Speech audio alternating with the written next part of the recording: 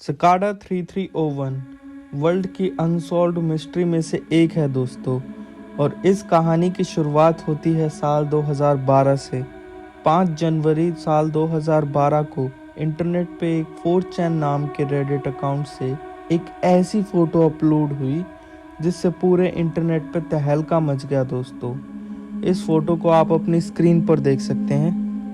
Hello, we are looking for highly intelligent individuals. To find them, we have devised a test. There is a message hidden in this image. Find it, and it will lead you on the road to finding us. We look forward to meeting the few that will make it all the way through. Good luck. तो आखिर कौन थे ये लोग और इस photo में ऐसा क्या था? आज हम इस मिस्ट्री को सॉल्व करेंगे दोस्तों।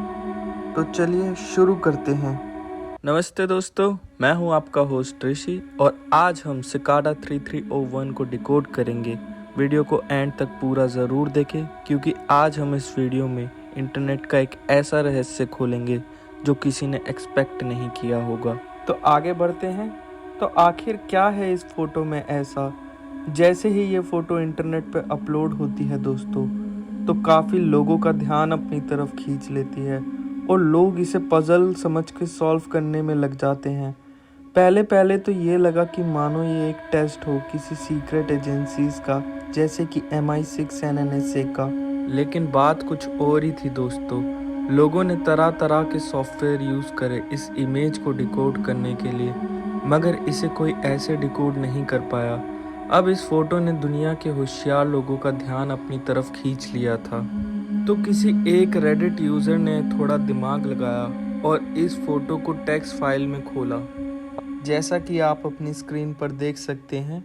अगर आप इस इमेज को टेक्स्ट फाइल में खोलेंगे तो आपको आपकी स्क्रीन कुछ ऐसी दिखेगी। ये सब नॉन रीडेबल OCR कैरेक्टर्स हैं जो कि इमेज को टेक्स्ट फाइल में खोलने की वजह से प्रोड्यूस हुए हैं। अगर आप इसे नीचे करें तो आपको एक इंग्लिश का टेक्स्ट दिख रहा होगा जो कि पढ़ने में बहुत ज़्यादा अजीब है। तो इस कोड को क्रिप्टोग्राफर डिकोड करने लग पड़े। क्रिप्टोग्राफर कौन होते हैं? क्रिप्टोग्राफर वो लोग होते हैं जो डेटा सिक्योरिटी सिस्टम को क्रैक करके उसमें लूप होल्स निकालते हैं, एन्क्रिप्शन कोड को डिक्रिप्ट करते हैं। अब एन्क्रिप्शन और डिक्रिप्शन क्या होता है? आसान भाषा में समझें। एन्क्रिप्शन का मतलब होता है कि डेटा को ऐसी फॉर्म में कन्वर्ट कर देना जिसे रीड करना इम्पॉसिबल हो जाए किसी भी यूज़र के लिए, और डिक्रिप्शन में उसी डेटा को वापस नॉर्मल फॉर्म में कन्वर्ट कर देना। तो एक क्रिप्टोग्राफर का काम एन्क्रिप्टेड डेटा को डिक्रिप्ट करना होता है, और उनके मुताबिक ये एक सीजर साइफर था। सीजर साइफर को डिक्रिप्ट करने के लिए हमें 2 चीज़ें चाहिए होती हैं। पहली, अल्फ़ाबेट रेंज। इस केस में हम नॉर्मल अल्फ़ाबेट रेंज ले सकते हैं। हम A to Z all alphabet range लेंगे। और दूसरी, शिफ्ट आपको एक एग्जांपल से समझाता हूँ मैं। जैसे कि अगर हमारे पास एक एग्जांपल है, हमारे पास एक सीजर टेक्स्ट है जो कि है ये IFMMP। तो अगर हम इसमें एक शिफ्ट करें अल्फ़ाबेट रेंज में, तो इसका मतलब क्या है कि अब हमारा जो फर्स्ट अल्फ़ाबेट होगा वो सेकंड अल्फ़ाबेट को पॉइंट करेगा, यानी कि एक अल्फ़ाबेट आगे शिफ्ट हो जाएगा। तो हमारा A बन जाएगा B, और B बन जाएगा C बन जाएगा D, और D बन जाएगा E। ऐसे ही आगे बढ़ते रहेंगे और Z बन जाएगा A। तो ये हो गया दोस्तों एक शिफ्ट। और अगर 2 शिफ्ट करनी हो इसमें तो हमारा A बन जाएगा C और B बन जाएगा D, और ऐसे हम चलते रहेंगे। तो इस हिसाब से ये शिफ्ट्स वर्क करते हैं इसमें। और अगर हम एक शिफ्ट करें इसमें तो हमारा जो डिकोड होके टेक्स्ट आएगा वो बन जाएगा हेलो, जैसा कि आप अपनी स्क्रीन पर देख सकते हैं दोस्तों। तो जो हमें इमेज से एन्क्रिप्टेड टेक्स्ट मिला उसको अगर हम 22 टाइम शिफ्ट करके देखें तो हमें एक URL मिलता है दोस्तों, और इस URL को भी हमें फर्दर एन्क्रिप्ट करना पड़ा, तो एक प्रॉपर URL आ गया है इसमें, जैसा कि आप अपनी स्क्रीन पर देख सकते हैं। हमने आखिरकार इस एन्क्रिप्टेड टेक्स्ट को डिक्रिप्ट कर लिया था दोस्तों, और हमें एक यूआरएल मिला। और जब हमने इस यूआरएल को खोला तो हमें एक दूसरी इमेज मिली, आप जैसे कि अपनी स्क्रीन पर देख सकते हैं, Whoops, just decoy this way. Looks like you can't guess how to get the message out. जिसे देख के यह लगा कि ये तो बस अभी शुरुआत थी। फिर लोगों ने दोबारा से इमेज को पहले जैसे डिकोड करने की कोशिश की, मगर इमेज को वो डिकोड नहीं कर पाए। तो फिर इसके बाद लोगों ने इस इमेज पे स्टेगनोग्राफी सॉफ्टवेयर यूज़ करे इसे डिकोड करने के लिए। अब आप सोच रहे होंगे कि ये स्टेगनोग्राफी क्या है। तो अगर हम इसे समझें तो स्टेगनोग्राफी एक सीक्रेट टेक्निक होती है इमेज या वीडियो में डेटा को हाइड करने की। बेसिकली ये टेक्निक बड़ी बड़ी सीक्रेट एजेंसीज यूज़ करती हैं कम्युनिकेट करने के लिए, ताकि सीक्रेसी और एनोनिमिटी मेंटेन रहे। लेकिन अब समझ नहीं आ रहा था दोस्तों कि कौन सा स्टेगनोग्राफी सॉफ्टवेयर यूज़ करें। अगर हम इमेज को ध्यान से देखें तो उससे 2 वर्ड निकल के आते हैं और उससे एक स्टेगनोग्राफी सॉफ्टवेयर का नाम बन जाता है, जो कि था आउटगेस। तो फिर लोगों ने आउटगेस सॉफ्टवेयर में इस इमेज को डाला, तो इस इमेज की लीस्ट सिग्निफिकेंट बिट चेक करी और फिर इसके अंदर से ये मैसेज मिला, जो कि आप अपनी स्क्रीन पर देख सकते हैं। इस मैसेज को पढ़कर ये तो पता चल गया था कि ये एक बुक साइफर है, लेकिन कौन सी बुक का साइफर है ये पता लगाना अभी बाकी था दोस्तों। इसके बाद हम इस इमेज में दिए गए यूआरएल पे गए और वहाँ हमें काफ़ी सारी अजीब पोस्ट देखने को मिली, जैसे कि आप अपनी स्क्रीन पर देख सकते हैं। काफ़ी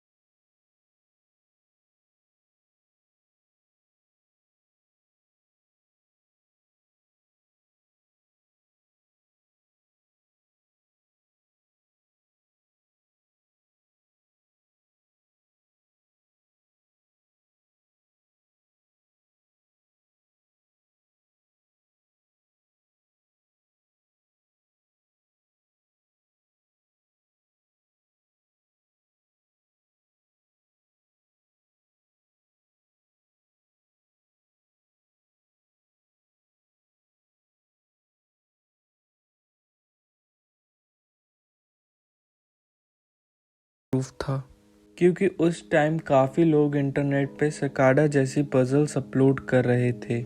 तो सकाडा ने पीजीपी एन्क्रिप्शन अप्लाई कर दिया अपनी आने वाली सभी पजल्स में।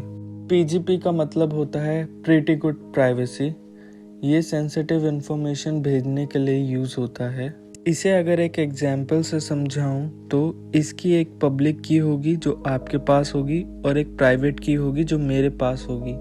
तो मैं आपको अपनी प्राइवेट की से एनक्रिप्ट करके डेटा भेजूंगा, तो आप उसे वापस से अपनी पब्लिक की से डिक्रिप्ट कर पाएंगे। तो बेसिकली यही होता है पीजीपी एनक्रिप्शन में। अब जो हमें 2 इमेजेस मिली थी इस वेब पेज से, हमने इन इमेजेस को दोबारा से आउटगेस सॉफ्टवेयर में डाल दिया और हमें ये मैसेज मिला, जो कि आप देख सकते हैं अपनी स्क्रीन पे। He has always been right in front of your eyes. This isn't the quest for the Holy Grail. Stop making it more difficult than it is. Good luck, 3301. जिसे पढ़ने के बाद ऐसा लगा कि मानो इसके आगे और क्लू ना हो। अब रेडिट में काफ़ी सारी पोस्ट थी जो एनक्रिप्टेड थी। अब क्वेश्चन यहाँ पर आ रहा था कि किसको पहले डिक्रिप्ट करें और कौन सा डिक्रिप्शन मेथड यूज़ करें। उसी पोस्ट के सब रेडिट हेडर में कुछ रैंडम सा बना हुआ था, जिस पे किसी की नज़र नहीं पड़ रही थी। बाद में किसी ने इसे नोटिस किया और जब इसे एनालाइज किया गया तो पता चला ये एक मयान नंबरिंग थी। तो अब आप अपनी स्क्रीन पर देख सकते हैं कि हमने इसे कैसे डिकोड किया। जो मयान नंबरिंग वाली इमेज थी उसका जो पहला कैरेक्टर था वो 10 था, जैसा कि आप देख सकते हैं चार्ट पे, और सेकंड कैरेक्टर 2 था।